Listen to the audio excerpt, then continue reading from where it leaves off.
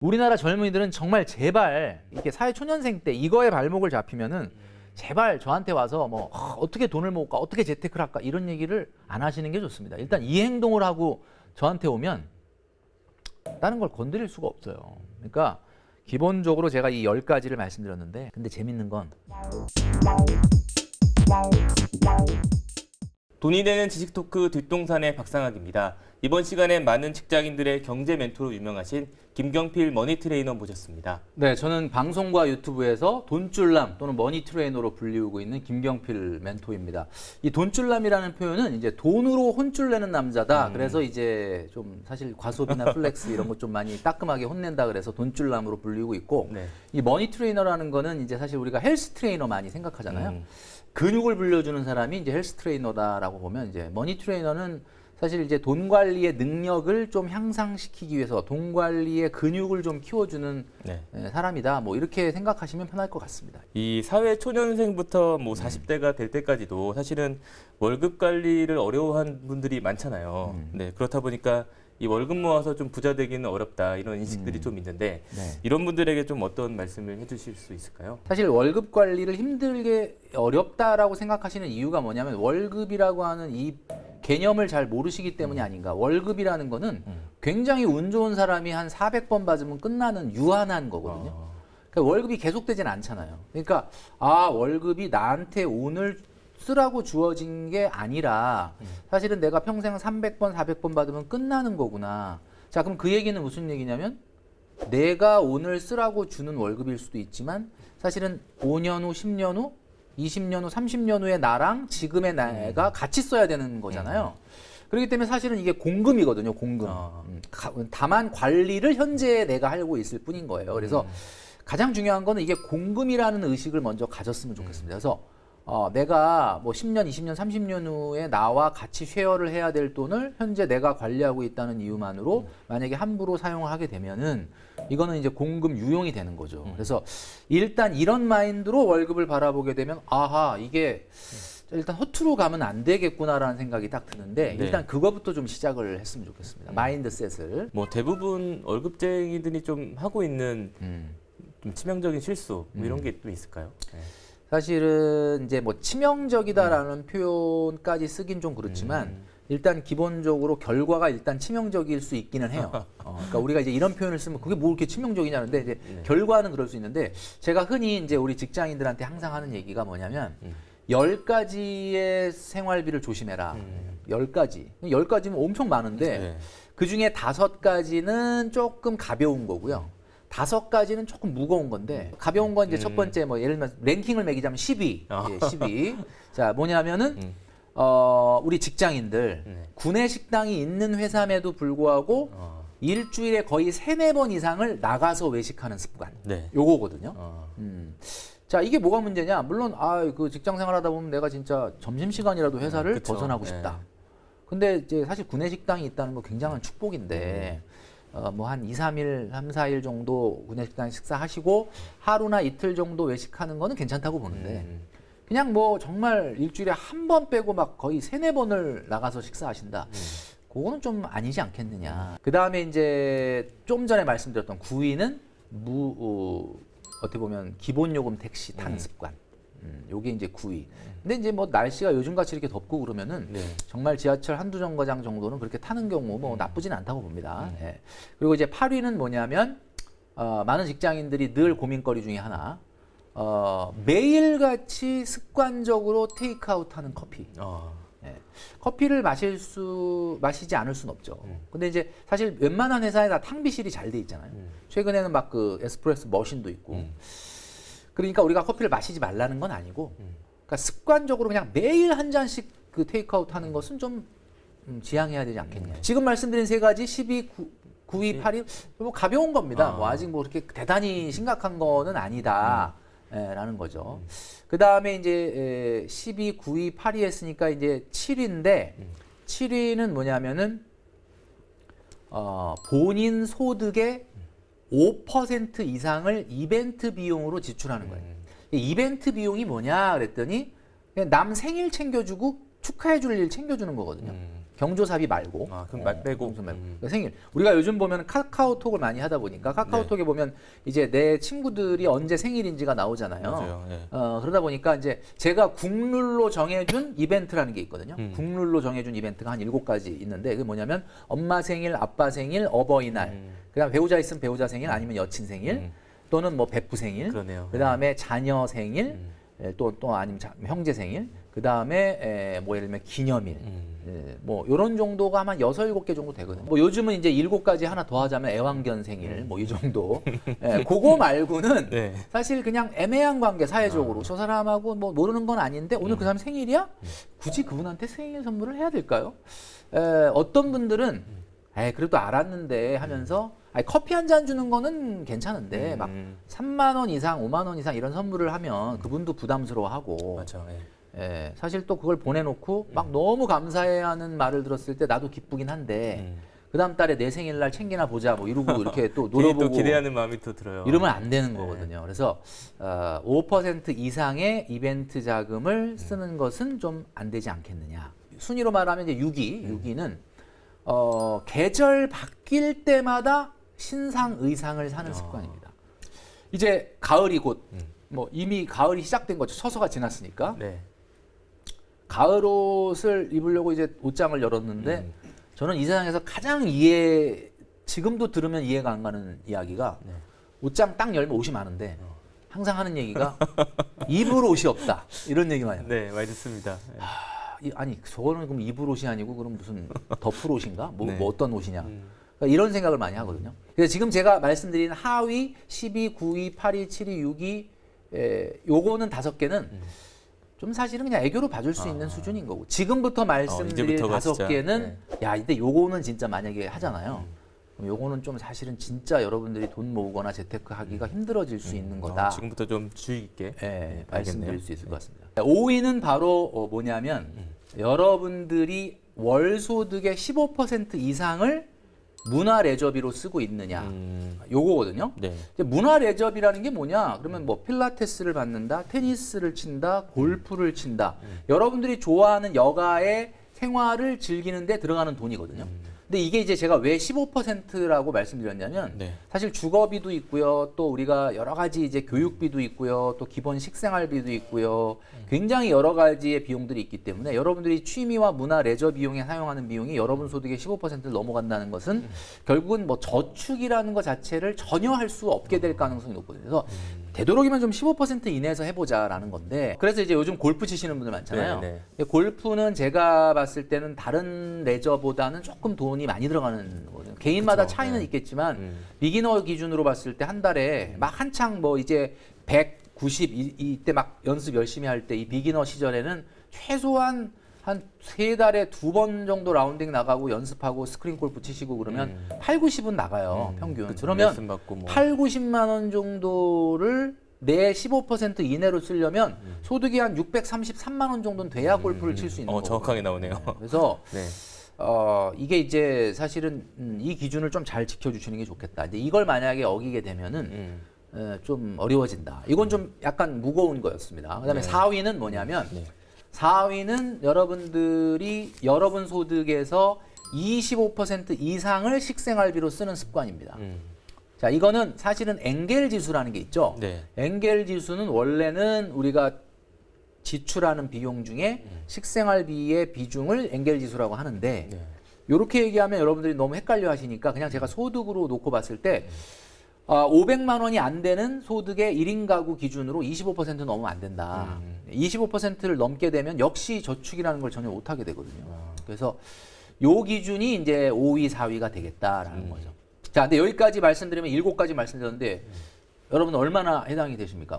조금 꽤 나도 좀 해당이 되는데 좀 찔리고 좀 찔리는데 근데 여기까지도 사실은 해도요. 지금 말씀드릴 3가지만 안 하면 돈 모을 수 있어요. 야, 이 3가지가 진짜 그러니까 이 중요하구나. 3가지가 그만큼 굉장히 중요한 거거든요. 자, 3위가 뭐냐? 3위는 바로 월 소득의 15% 이상을 주거 비용으로 쓰는 겁니다. 자, 무주택자를 예를 드는 건데요. 무주택자. 자, 무주택자인 경우에 이제 주거 비용이라는 건 일반 직장인들 같은 경우는 전세를 사신다면 전세자금 대출 이자가 그렇죠. 있고 예. 월세를 사신다면 월세를 내게 되죠. 근데 대부분 한번 생각을 해보시면 얼마까지의 월세를 내가 용인할 수 있느냐, 저항선이 어디까지냐. 내가 월급이 300이에요. 그럼 내가 얼마까지 월세 낼 수 있냐. 내가 지방이라서 어쩔 수 없이 서울에 올라와 있는데 300만 원이야. 그럼 월세 얼마까지 용인하실 수 있어요? 제가 봤을 때는 아마 사람들이 한 40, 50까지는 어떤 내는데 그럴 것 같아요. 예. 40, 50 넘으면 이거는 아닌 것 같은데 이런 생각 들지 않습니까? 근데 사실은 그 40, 50도 많은 거예요. 왜냐하면 직주 근접을 한다는 것 자체가 주거 비용을 올리게 되잖아요. 네네. 여러분들 직주 근접 왜 하시려고 합니까? 잘 생각해 보시면 내가 퇴근해서 집까지 오는데 막 버스 타고 1시간, 지하철 타고 1시간 넘게 걸리면 피곤하다. 그렇죠. 막 진짜 뭐 정말 그 스트레스가 더 쌓인다. 뭐 이렇게 얘기를 하실 수는 있는데 저는 이렇게 생각을 해요. 그래서 직주 근접을 해서 여러분들이 만약에 1시간 정도의 퇴근 시간, 출근 시간의 시간을 세이브했다. 그럼 그 시간에 뭐 하십니까? 뭐 하실 계획입니까? 만약에 그 계획이 확실하게 있다면 하셔도 돼요. 근데 대부분 제가 직주 근접을 실천했던 분들 그래서 그렇게 비용 늘어났지만 좀 편해졌는데 가까워졌는데 어떻게 뭐해? 그러면 그냥 뭐 자요. 쉬어요. 여러분 이거는 제가 봤을 때는 그 시간을 나한테 휴식을 주는 것도 물론 중요하지만 네. 출퇴근도 사실은 업무거든요. 업무 시간 외에 여러분들이 쉴 생각을 해야 되지. 뭐 그거를 돈을 들여 가지고 그 시간을 사겠다라는 생각을 한다면 저는 이게 아니라고 보거든요. 그래서 어떤 분들은 직주 근접해서 시간 세이브된 기간 동안에 내가 뭐 다니고 싶었던 뭐 학원을 다닌다든지 자기 개발을 한다든지 아니면 어떤 분은 뭐 알바를 한다든지 이런 분들이 있거든요. 네네. 뭐 그런 거는 이해는 되는데 그냥 단순히 막 2시간, 3시간 걸려서 출퇴근하는 게 아니라면 너무 과도한 직주 근접으로 주거 비용을 올리면 미래를 향해서 우리가 저축이라는 건 아예 못하게 된다라는 이야기죠. 그래서 이제 3위까지 말씀을 드렸는데 이제 딱 남은 거 2개거든요. 그러네요. 네, 얼마나 또 중요한 걸지. 솔직히 이 2개만 안 해도요. 네. 솔직히 돈을 모을 수 있거든요. 이 2개가 너무 지금 아무렇지 않게 하시다 보니까 네. 사실은 돈이 안 모이는 거예요. 저한테 와서 자 어디에 어떻게 저축해야 되냐, 그 모은 돈 어디다 넣어야 되냐라고 물어보시기 전에 네. 일단 이 2가지부터 먼저 구조 조정을 하시면은 돈이 좀 모이겠다. 자, 2위 대망의 2위는요. 여러분 예상하시겠지만 코로나 끝나고 지금 대한민국은 여행 열풍입니다. 여행. 네. 네. 뭐 짐작하시겠지만 네. 막 진짜 많이 떠나거든요. 네. 여행 가는 거 좋아요. 예, 뭐 여행 당연히 우리가 연간 어느 정도의 비용을 들여서 가는 건 좋은데 문제는 선할부로 결제하고 갔다 와서 갚는 여행. 요걸 하시게 되면은 절대 돈을 모을 수가 없습니다. 자, 무슨 이야기냐? 왜 선할부의 선할부 나중에 갚는 게 문제가 되느냐? 뭐 우리가 보통 요즘 뭐 베트남, 많이 딱 가죠. TV 보니까 네. 뭐 한 40만 원이면 가네. 4박 5일, 3박 5일. 와, 괜찮네. 떠나보세요. 그러면 그 진짜 40만 원으로 끝나는 게 아니야. 네. 가보면 뭐 옵션인데 이거 안 하기가 좀 애매하거든요. 거기까지 갔는데. 막 해요. 그럼 그게 60, 70, 80 되거든요. 갔다 오면서 또 빈손으로 가긴 뭐하고 좀 거기에 특산물 좀 사고 이러면 그냥 한 100만 원 훌쩍 넘어가는 거예요. 자, 그러면 이거 3박 5일에 100만 원 나쁘지 않지 않냐? 물론 나쁘지 않죠. 근데 문제는 여러분들이 계획을 해서 간 게 아니라 그냥 아무 계획 없이 긁고 갔다 온 거잖아요. 그럼 갔다 와서 갚잖아요. 그럼 어때요, 느낌이? 갑자기 목돈 안 들어가는 거예요. 다음에 그 다음 달에 또 뭐 크로아티아 9박 10일 나오면은 저것도 가볼까 뭐 이렇게 되는 거거든요. 그러니까 중요한 건 여행 가는 습관이 문제가 아니라 먼저 계획 없이 선할부로 결제하고 갔다 와서 갚게 되면은 여러분들이 1년에 여행에 쏟아붓는 돈이 보통 자기 월급의 1배에서 0.5배 정도 이내가 돼야 되거든요. 300만 원을 버는 사람이 1년에 여행으로 쓸 수 있는 돈은 최대 300, 적으면 200. 이 정도에서 커버가 돼야 돼요. 그럼 나는 언제 유럽 여행 가냐? 그 2년치를 모아서 가야죠. 그 유럽 여행이 무슨 평생 맨날 다니는 게 아니잖아요. 그쵸, 네. 저도 지금 나이가 50이 훨씬 넘었는데 아직 유럽 한 번도 안 가봤거든요. 그러니까 한마디로 말해서 계획을 세워서 가야 되는데 이런 식으로 가다 보면은 이게 전혀, 그리고 이제 여행이 더 무서운 이유는 여행은 여행의 소비로 끝나는 게 아니라는 거예요. 계속해서 뭔가 여행으로 인해서 발생하는 파생 소비가 있다라는 거죠.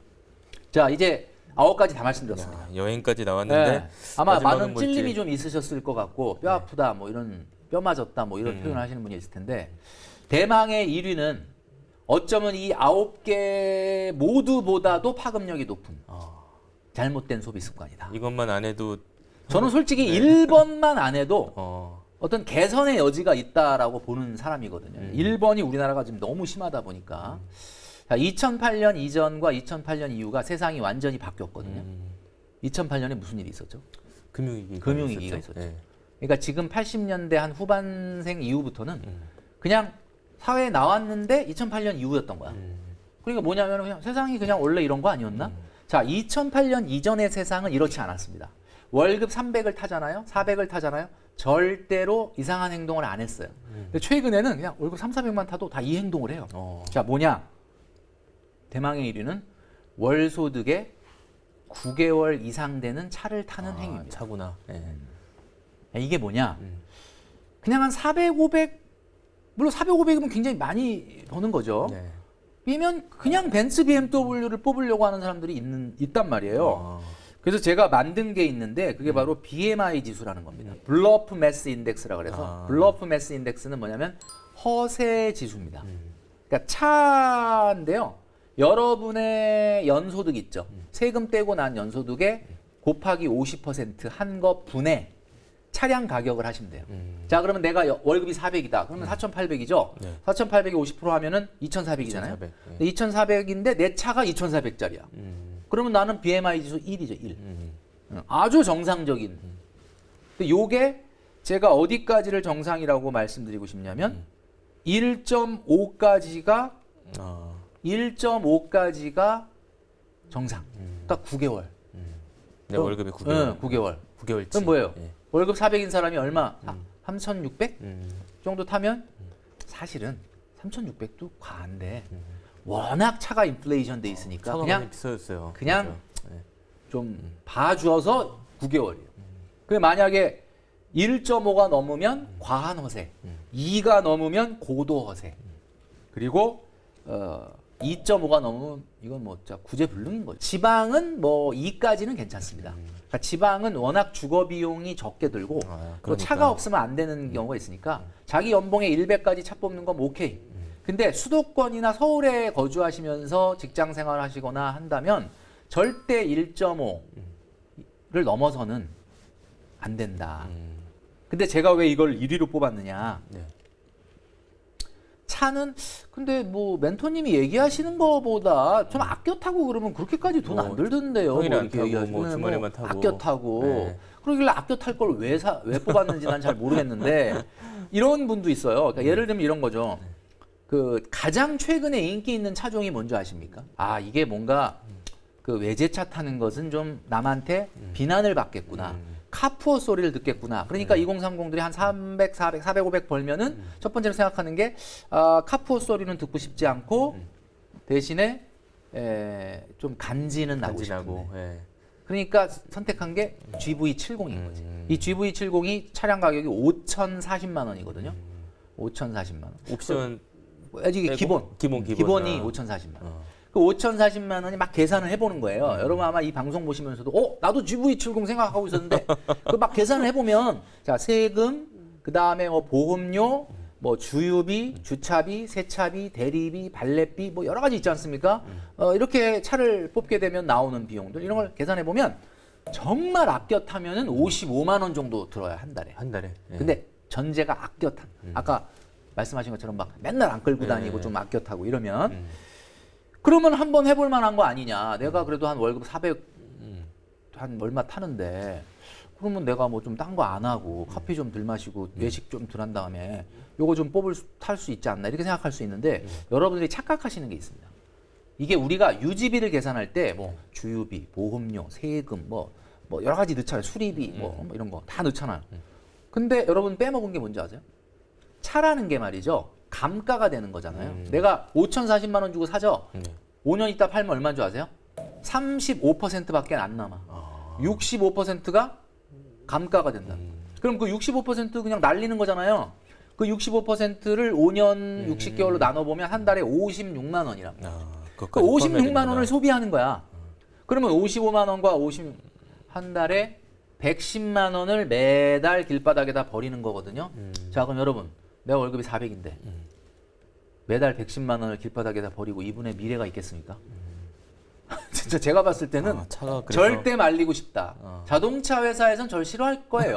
뭐 현대기아차가 날 너무너무 싫어하지. 근데 여러분 현대기아차 외국에 많이 파시고요. 우리나라 젊은이들은 정말 제발 일단 초년도에 이게 사회 초년생 때 이거에 발목을 잡히면은 제발 저한테 와서 뭐 어떻게 돈을 모을까, 어떻게 재테크를 할까 이런 얘기를 안 하시는 게 좋습니다. 일단 이 행동을 하고 저한테 오면 다른 걸 건드릴 수가 없어요. 그러니까 기본적으로 제가 이 10가지를 말씀드렸는데, 근데 재밌는 건 이 무거운 거 5가지 하는 사람들은 이 가벼운 거 5가지 100% 합니다. 무슨 얘기인지 아시겠죠? 네. 그러니까 위에가 그만큼 치명적이라는 거지. 그러네요 또. 네. 자, 그러면 제가 지금 말씀드린 이 10가지를 내가 하느냐 안 하느냐 얼마나 심각하냐를 딱 보면 저축할 돈이 없어요. 저 돈 좀 모아보고 싶은데 방법이 안 나와요. 라는 거 제가 그냥 말씀드렸죠. 과거에 2008년 이전에 비정상이었던 게 지금 마치 정상으로 살아오다 보니까 우리나라 사람들은 다른 사람들을 보지 않습니까? 딴 사람들도 하네? 딴 사람들도 여행 가네? 딴 사람도 이 정도 타네? 여러분 그런 거에 영향을 받으시면 안 돼요.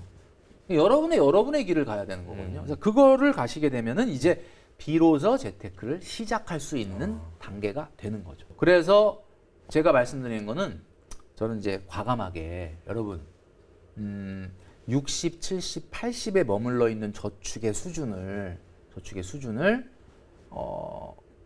사실 조금 말이 안 되는 것처럼 보이지만 사실은 이 현실이 너무 말이 안 되니까 이 세상에서 가장 지금 비현실적인 게 현실이잖아요. 그러니까 진짜로 여러분 묻고 더블로 가. 한번 해보자. 그래서 165만 원 수준, 1년에 한 2천 정도는 모으면 여러분 너무 괴로워 죽을 것 같죠? 한 2-3달만 딱 지나잖아요. 이제 통장을 보면 와 옛날에 막 5, 60, 6, 70 저축할 때는 깨작깨작 되면 뭔가 이게 좀 올라가는 느낌이 없는데 진짜 한 165만 원 하면은 한 몇 달만 지나면 벌써 이 자금의 볼륨이 달라요. 거기서 오는 약간의 야 이러면 지금 내년 1월이면 벌써 1,000 얼마 되고 뭐 이맘때면 막 2,000 되고 막 이런 느낌. 이 저축에 대한 성취감을 여러분들이 맛을 보셔야 된다. 오늘 내용들 참고하셔서 월급 관리 또 자산 관리 하는 데 도움이 되셨으면 좋겠습니다. 오늘 말씀 감사합니다. 네, 감사합니다.